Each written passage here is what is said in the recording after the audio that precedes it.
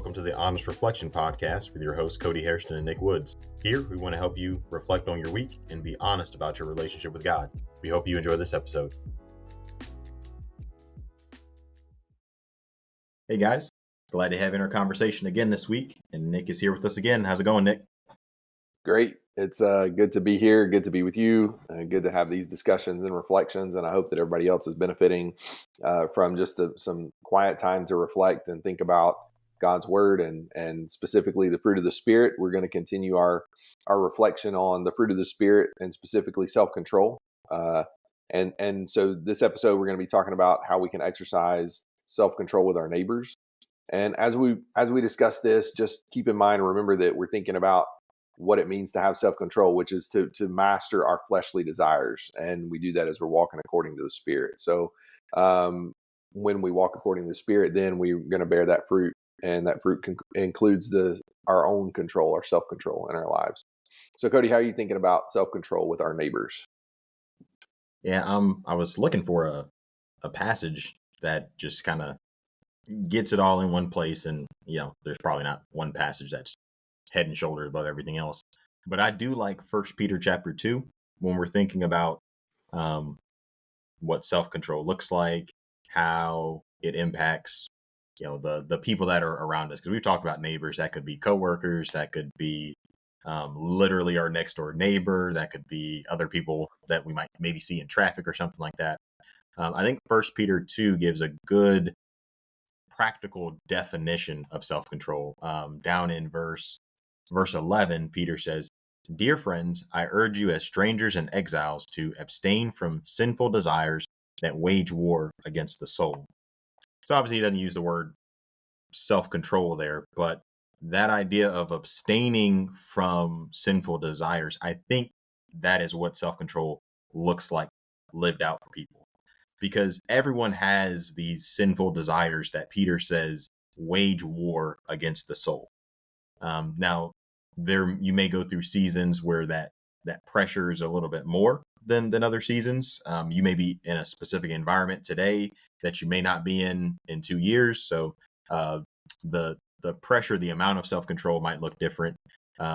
It might even look different from person to person, because what might call out to me might not be what calls out to you. Something that is a desire for me might not be a desire for somebody different. So it's important to recognize the individuality of it, but everybody struggles with these sinful desires, and abstaining, staying away from whatever it is, that's what self-control looks like.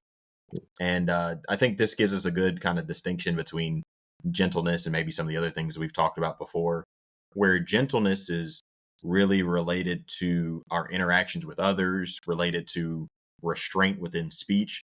Self-control, it shows restraint over all of the things that might encourage you to sin. So that may be anger, that may be some sexual temptation, whatever the case may be. If we're self-controlled, we're able to abstain and not allow those desires to fester and manifest themselves in sin. The idea is, I have mastered self to the point where those desires, they don't have to win anymore, right? So we're constantly in this war, constantly in this battle. But if we have mastered self and we have found a way to overcome those desires and show them that they're not the boss, well, we get to win the war. And so that, I think 1 Peter chapter 2, verse 11 there gives a good practical definition of self-control. And really, if you want to see the benefits of having self-control around your neighbors, just look no further than the whole chapter of 1 Peter chapter 2. Yeah, even in this section that Peter's talking about, he's explaining what it looks like to live in a controlled way. Like, I'm going to master my desires to live a fleshly way, and I'm going to live a God-centered way, a Christ-centered way, in the way that I function around others.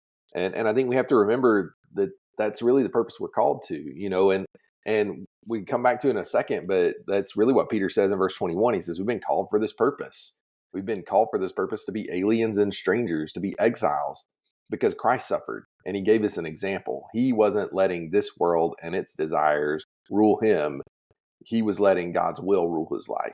And he proved that. And so our ability to be exiles in a foreign place, that should motivate us and help us with our ability to control serving my fleshly desires. here's what I want in a situation versus here's what God wants from me in a situation. Well, I understand that I'm going to go and be with God. That helps me determine how to answer that question. And not that we ever do it exactly right, but as Cody said, and I like this, like we want to get to a point to where we've mastered ourselves to where those desires don't win, to where what wins in our life is following Jesus and serving him. So how we present our faith to others then is going to matter, right?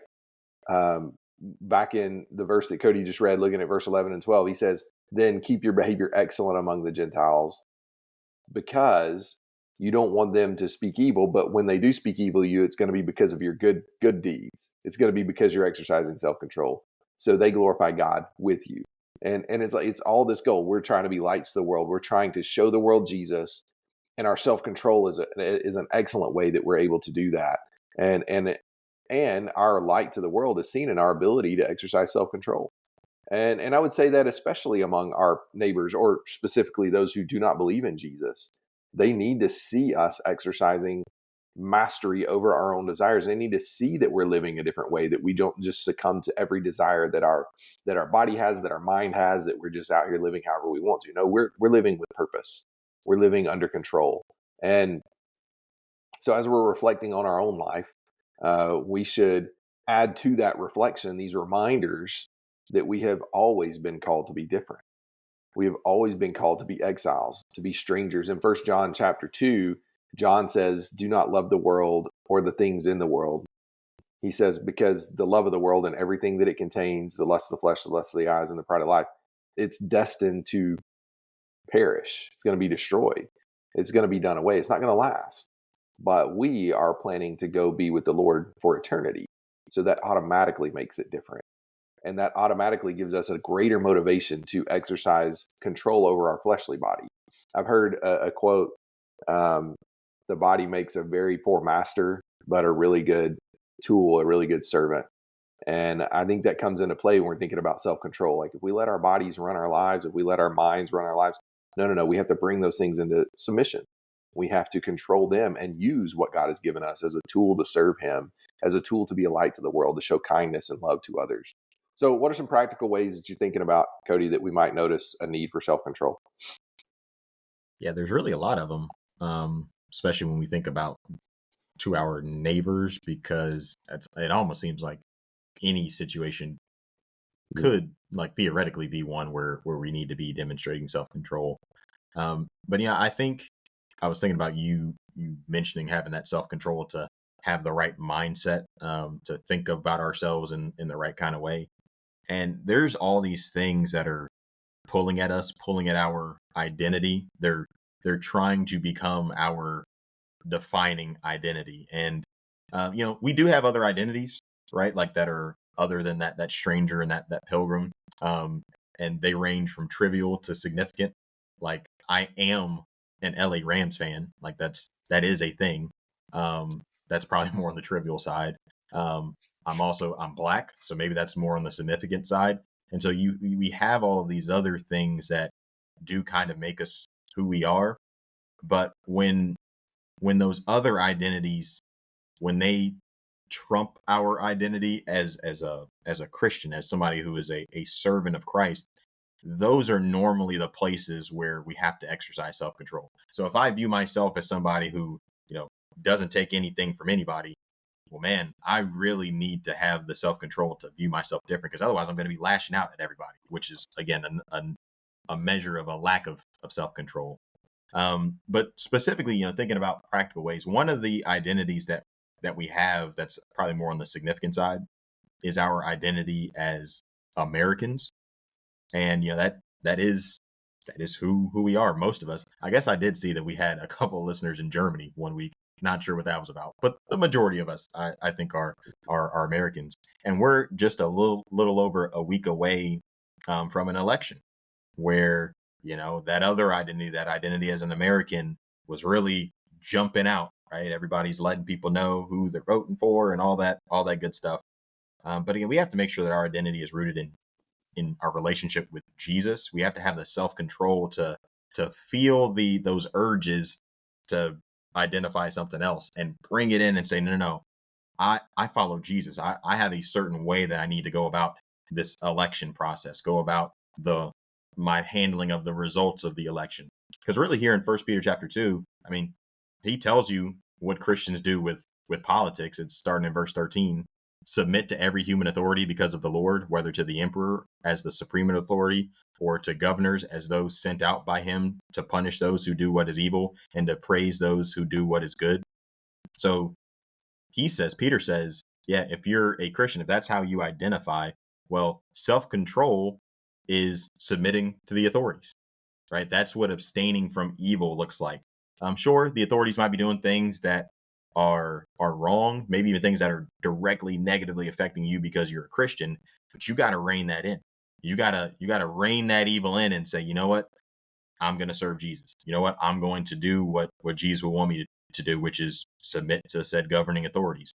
And so, whether your guy won or your girl lost, submit to the authority, right? Don't let that distinction, that identity of being an American or being left or being right or whatever the case may be, don't let that be the defining characteristic.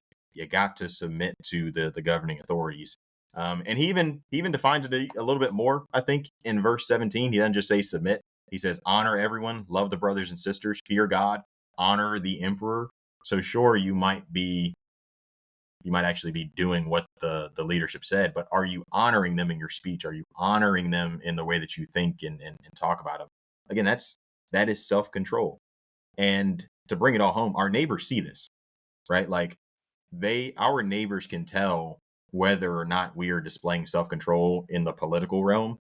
They see it on our social media. They see it in the way that we live our lives, the way that we talk about things. And so while we're around our neighbors in particular, we have to make sure that we rein this thing in. But I'm sure you have some thoughts too, Nick, on how self-control relates to some of this political stuff.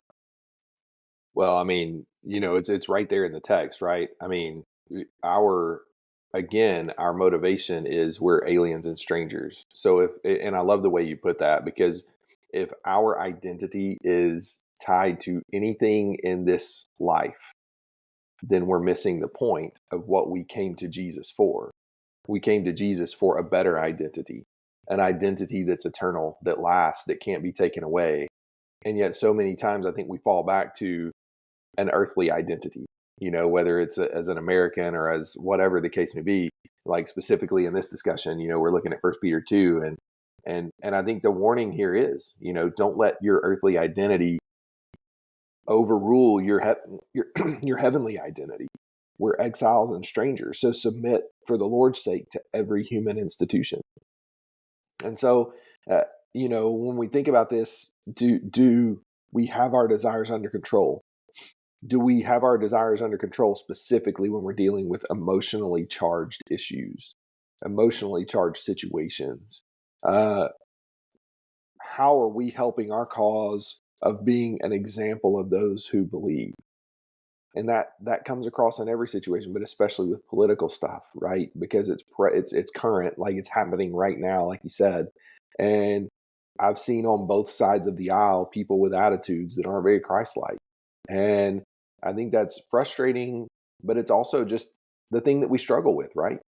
And so no matter where you are, where you're listening from, or whatever the case is, like our goal is to project and remind others that we have a king who reigns in heaven above all.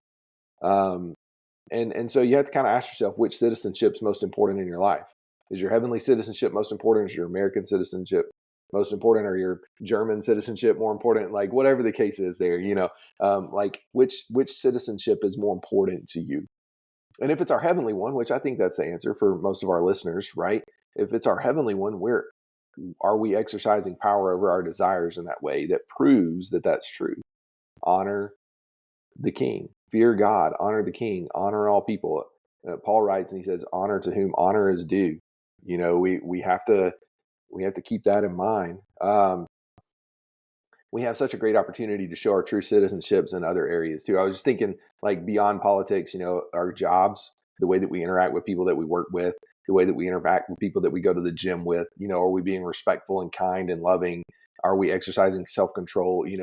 I was thinking specifically about this. We talked about this off the recording, but I was thinking about like the lust in the heart or the anger in the heart from Matthew chapter 5. We talked about that last time. Job in his writing, he said, I made a covenant with my eyes not to look at a woman to lust for her. That's self-control, right? Like he is mastering his desires in that way.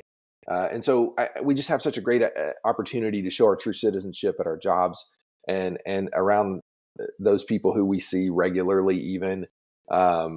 What better way to stand out than to exercise control in our speech, conduct, love, faith, and purity, like Paul tells Timothy, and be an example of those who believe in 1 Timothy chapter 4, verse 12.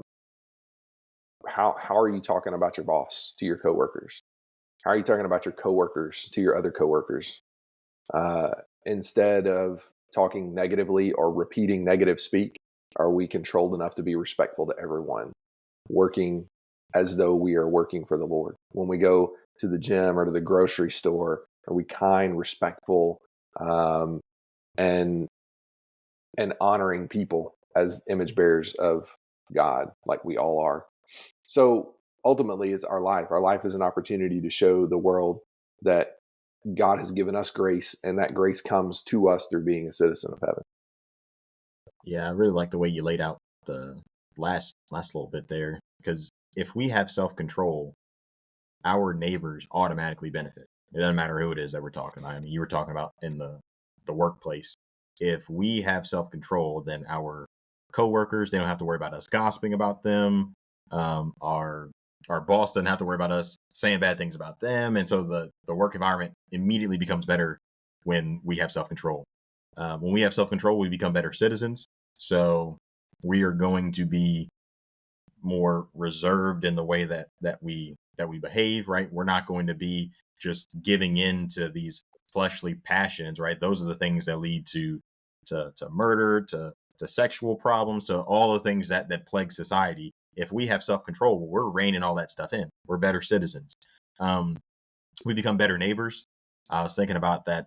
If I have self-control and I'm abstaining from those sinful desires, well, my house is probably not going to be the party house, right? The house that always has everybody acting real crazy. Y'all know what I'm talking about. There's always that one house on the street, right? If we have self-control, right, then our next door neighbor, they're going to benefit from that because they know, hey, look, this person next to me, they're not going to be just acting crazy, right? We become better friends, better everything. And ultimately, it becomes an opportunity to lead our neighbors to God because we're going to be different. We're going to be hopefully preferable to other people that they might be coming across. When we are self-controlled, we are able to conduct ourselves properly amongst the Gentiles, like the verse there in 1 Peter chapter 2 says. Now, people may not always react positively to that, especially in the beginning. Maybe we're so different that they just don't know how to perceive us, or maybe they're antagonistic towards us. But in the end, they see our good works and they glorify God in some kind of way. And so self-control is a direct path to lead people to God. And so shockingly, the fruit of the Spirit, it leads people to knowing God. Yeah, absolutely. And I love the way that you said that. I just think like when we're thinking about how we can influence others, like ultimately they have to see that our actions, our attitude, our choices come because we're servants of Jesus, because we're submitting to God's rule and his will in our life. And that's where it comes from. And we see that in Jesus, right? If we just keep reading in 1 Peter 2 in that section, right? Like Christ suffered, leaving an example for you to follow in his steps. And how did he do that? He committed no sin. There was no deceit in his mouth. And when he was reviled, he did not revile in return. And he suffered, and he uttered no threats, but he kept entrusting himself to him who judges righteously. That's self-control. And maybe like in the most foundational way, that's where we're going, right? Like the motivation to self-control is that we trust ourselves to God. We are entrusting our souls to the one who judges righteously. We know that he is faithful. And so that motivates us again to exercise self-control. Jesus was our example in self-control. He willingly suffered and died on the cross in obedience to God. So he gives us a great example of that, like mastery over the fleshly desires. And so as we reflect on our life, we should see that same thing growing in ourselves. As we walk according to the Spirit, we should see that same Jesus-like self-control growing in our own hearts, in our own lives. So maybe this week we just think, are there ways that my life is proving that I am exercising self-control or not exercising power over my desires especially when I interact with those around me? So how are you doing this week? How are you doing in self-control and walking with the Spirit? And is the Spirit leading me to be the master of my desires?